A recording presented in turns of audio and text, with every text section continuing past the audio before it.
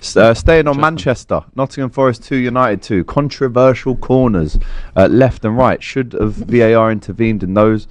Goals from Casemiro, Gibbs-White, Savona and Ahmad. A great volley at the end to secure the draw for Manchester United. 10 points out of the last 12 for Amorim. But are you still disappointed you didn't actually go and win that game?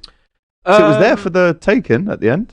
All right, so I'll get the negatives out of the way quick, right? So the 2 goals we conceded, it just shouldn't happen. The one thing I'll say is I think we should have tried to stop them at the source. In my opinion, Forest were getting crosses in far too easily, and there was too many crosses coming in, being spammed in. Inevitably, 1 or 2 of them, you're going to get it wrong and they're going to score. So that's one part of it. The second one, it's just one of those, like, it was a mistake from Yoro, from De Ligt. Who do you want to pin the accountability on? I don't really know, but it's a mess in the box, and they're the quickest to react. The Gibbs-White one, Ahmad back post. I can't really blame him because he's not a right back, right? This is the thing with playing right with wing backs as sort of wingers. They're gonna be vulnerable when you're gonna have to defend. But Ahmad versus Gibbs-White is taller, he's stronger, he's gonna win that. So that 5 minutes of chaos was a real negative. But in terms of am I disappointed overall? Yes and no, because the win was there for us to go and get it. But I'd actually also say that I think this is the best Forest have performed all season long, and we still got out of there with a point. It's been a decent start for Deitch.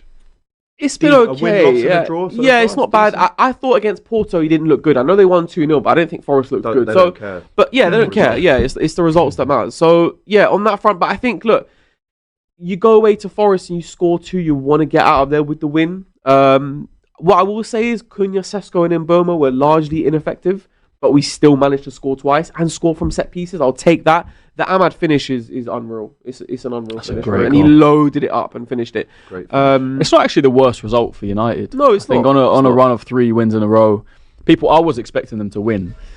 But do you know what I mean? But not losing, not deflating that balloon completely. Tough games coming up. It's not a bad result at all. I think it is for you. Huh? Yeah, it is for him. Geezer trying to cut his hair, bro. But Diallo strike as well, like you said, edge of the box, left foot volley. That right there is the good and bad of Ahmad playing right wing back. The good is the chances he can create for you, the quality he can show in the final third. The negative is when he is defending his own box, he's not the most natural. Right? He's not going to do it for you. One thing I will say as well, right?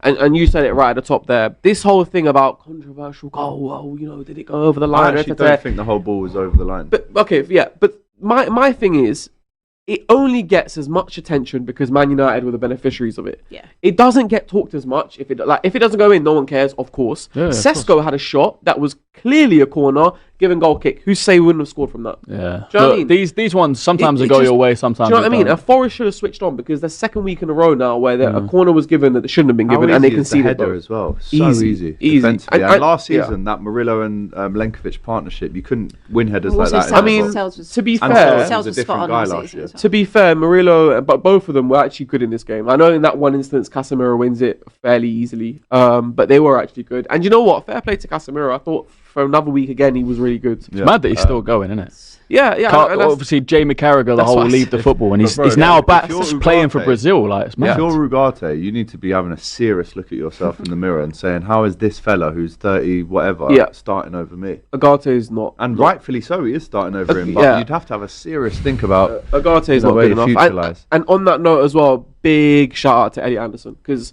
we already knew how good he was, but in this game in particular, and I think the midfield, the fact that Man United only played 2 in midfield helped him, but he was unreal. Yeah. Apart from Bruno Fernandes, he put the most final balls into the most passes into the final third. Yeah. So just he was brilliant. On Kobbie Mainoo as well. Yeah, it's not even getting off the bench. How does that feel, kind of, as a United fan? There's nothing. I don't know how to explain this one because there isn't a position for him. Quite simply put, there isn't a position, and it's kind of like you kind of forget about it when you're winning.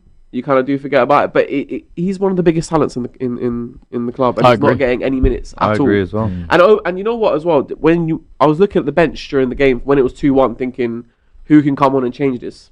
We don't have anyone. Like Mason Mount could come on, give you a bit off the ball, etc. But in terms of someone to come and win you the game, we haven't got anyone. Kobbie could come on, could be nice and tight spaces, play a few little passes. Maybe he could play in the 10, but we don't have any game winners off the bench. And in this game, we needed it. Maybe Xerxes not a game winner. No, not there. 2-2, and they go to Tottenham for the 12:30 kickoff on Saturday. Feeling good.